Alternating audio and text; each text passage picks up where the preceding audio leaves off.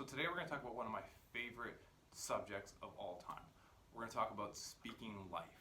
I love the idea of speaking life. It's sort of the Christian concept of prophecy. Now, prophecy has two meanings that I can see. The first one is, which is the one we're going to be focusing on today, is explained in the book of Ezekiel. It is speaking what's not as though it were. So in the book of Ezekiel, he gets taken to a valley of dry bones where everything is dead, it's desolate. The bones, actually, Ezekiel says, are very dry.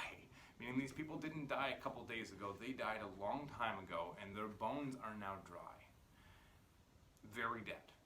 Now, the Lord asks him a trick question. He says, can these bones live again?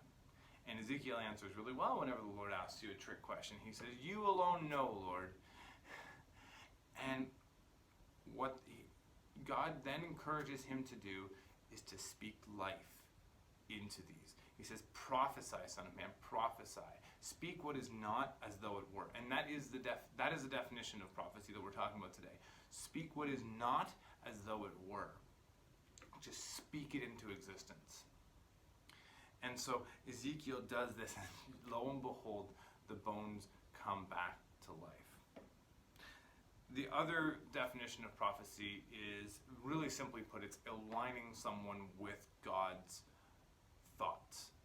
It's aligning someone's view back with God's view and trying to change their perspective. But we're going to be talking about the first one today, which is speaking life. It is declaring what is not as though it were, and you will eventually see God's life, God's breath, breathing through it, and that becoming our reality as well.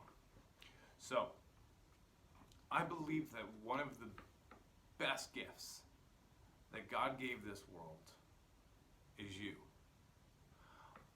I believe that He has gifted the world with you, with your voice, with the words that come out of your mouth, with your smile, with your laugh. It is infectious, it is contagious, and it is something that makes a massive difference in the lives of other people. It is absolutely astonishing the influence you can have on someone by giving them compliments, by giving them a creative compliment. Like, if you want to make someone's day, just say to someone, oh, I love your hair today, or I love your shoes, especially older people. And the older someone is, typically the more they appreciate this. I love your outfit today, Mrs.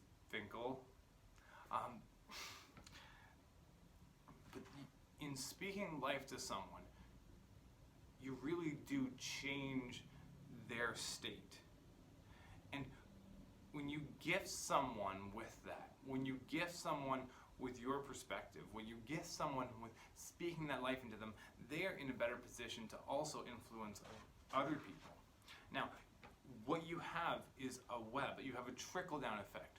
When you help someone, they help other people, and now all of a sudden 5 people are helped because you helped one person, because you encourage someone, because you love someone, because, yeah, and so for you junior high students, you have this option in your schools, especially if you have younger people in your schools, but even the people older than you.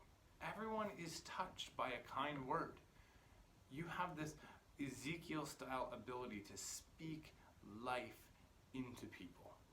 And I don't want you to underestimate that. I don't want you to think, well, okay, but I'm just this young kid. It's not true. That's baloney. It means so much. It doesn't matter who it is. It can be your parents. Compliment your parents' meal. Compliment if they make your room. Be really grateful. Make their bed.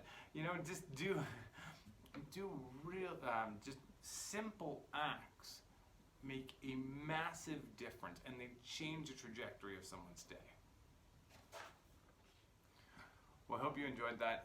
There will be questions in the comment below.